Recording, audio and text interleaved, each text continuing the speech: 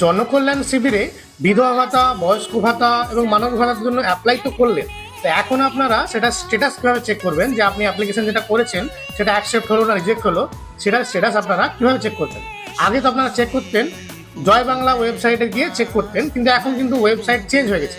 প্রথমে আপনাকে এই যে ওয়েবসাইটটা আপনার আছে SAMARTH.WB.GOV.in, এই ওয়েবসাইটে আপনি চলে আসবেন। ওয়েবসাইটে আসার পর আপনার এরকম একটা উইন্ডো আপনার খুলে যাবে।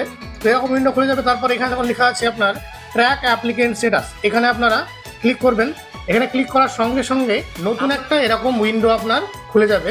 তো উইন্ডো খুলে যাওয়ার পর এই যে আপনার একটা অপশন আছে দেখুন স্কিম, তো আপনি এখানে আপনারা ক্লিক করে নেবেন।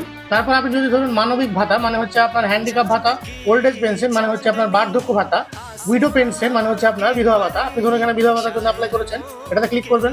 তারপর হচ্ছে আপনার সার্চ ইউজিং, আপনি কি দিয়ে সার্চ করতে চাইছেন। তো আমি এখানে ধরুন মোবাইল নাম্বারটা এখানে সিলেক্ট করে নিলাম। তারপর আপনি অ্যাপ্লিকেশন করার সময় যে মোবাইল নাম্বারটা দিয়েছিলেন ওটা এখানে লিখে দেবেন। তারপর আপনার কম্পিউটারে বা মোবাইলে যে ক্যাপচাটা দেখাবে ওটা এখানে লিখে দেবেন। তারপরে যে সার্চ অপশন আছে এখানে ক্লিক করবেন। তাহলে আপনি দেখতে পারবেন যে আপনার যে অ্যাপ্লিকেশন যেটা আপনি করেছিলেন সেটার স্ট্যাটাস কি আছে, সেটা রিজেক্ট হলো না অ্যাপ্রুভ হলো না পেন্ডিং আছে, সেটা আপনারা দেখতে পারবেন। তো এই ভিডিওটা যদি আপনার কাছে ইনফরমেটিভ মনে হয় তাহলে আপনার বন্ধু বান্ধব এবং পরিবারের মধ্যে ভিডিওটাকে শেয়ার করে দেবেন।